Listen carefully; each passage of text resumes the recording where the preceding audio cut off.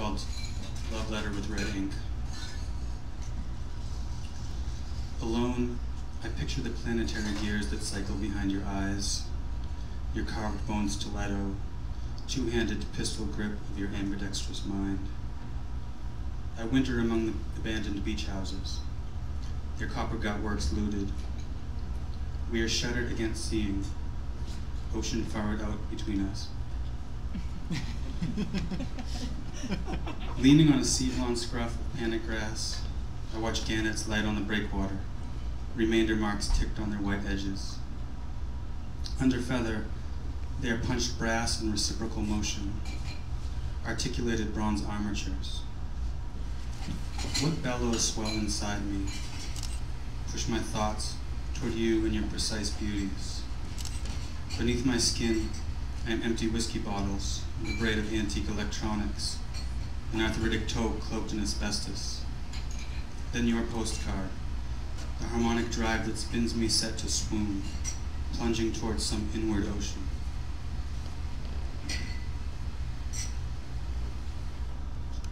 Thank you.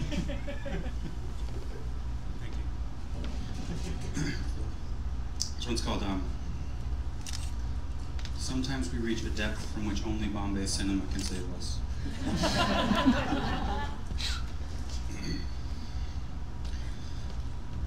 So from the gawky ruin of the lobby, we take places in the glowing dark and wait for the first dance number to arrive, kicking up dust like a jeweled bus.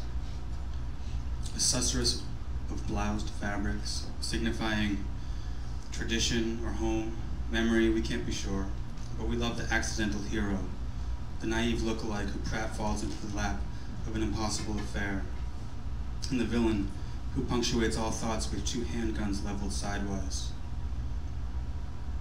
Drone dissolves to pop playback, a burlesque of color and crepe de chine, and regrets fly out like bustards wheeling the horizon, edging beyond sight. Back on the sidewalk, we step light. Things will work out in the end. No cobra coiled among the bricks. We will marry for love, not station. We will sing and dance whenever the moment requires it.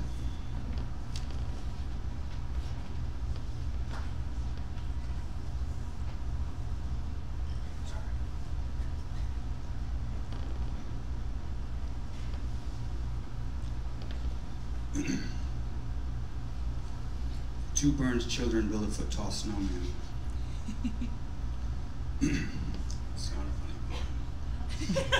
It's just a funny title.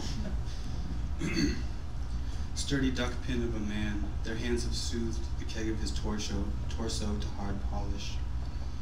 He is humped at the sidewalk's edge, a little ghost draped in a blue sheet of freeze. Skin ice like the clear burn mask the smaller child wears, a costume that cannot conceal. As I pass them, we are briefly four, salved in the light of the hospital's wide window.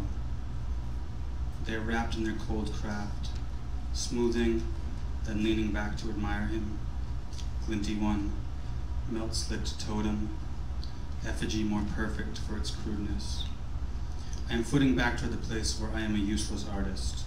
My own children ask me to convert fractions to decimals. I answer, the dark is decimated by fractional light, because I am afraid of failing them. But here, it's a little funny.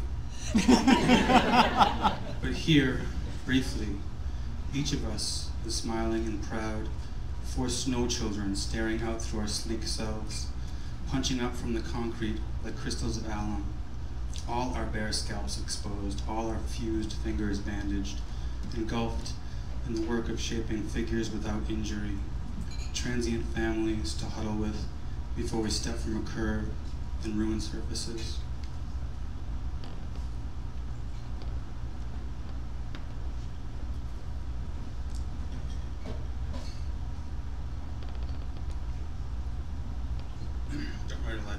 Don't write a lot of rhyming ones, but it's kind of, I thought it'd be a challenge to try and write some 2-foot lines that rhyme. And at that point, the rhymes get so close together that they start to dissolve. It's called Small Song for Lost Things. That summer we were 12. See the sallow slant of light and cant of your too thin white shoulders and floral sheets. I remember my fear of dark lake depths and the ache of oneliness as we undressed by shy pond light. Fully the sight of our frivoling days, pocketing lawn job dollars and throwing stars filled street corner scenes in colors of fresh shorn grass, jug wine, heart sound, and swirls around cut phrases of the unsigned love letters I sent some indifferent girl when I swore I loved her more than anyone but you alone in those day sour sheets with flowers. That last one here.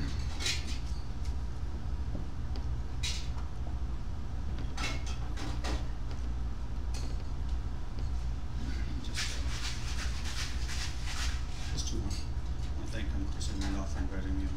Thanks everyone for sitting and listening to poetry, and stay because there's some interesting readers.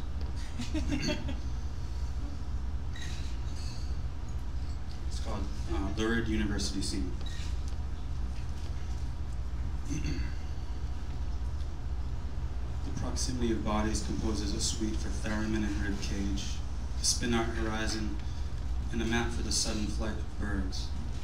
Because in the exaggerated tilt of her pelvis is the suggestion of Lissajous curves as etched by harmonograph. This is evident to the entire study hall. Her eyes are locked on tables, but she pelts her midsection slightly toward him, and each passerby is reminded of how human bone intended to exhibit piezoelectric properties, and thus we oscillate frequencies not unlike quartz crystals.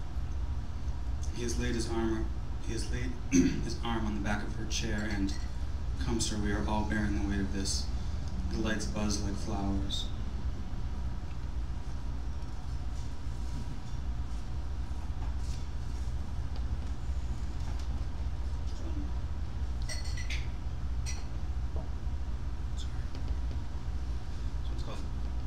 This one's called Short Monologue for a Disillusioned Night.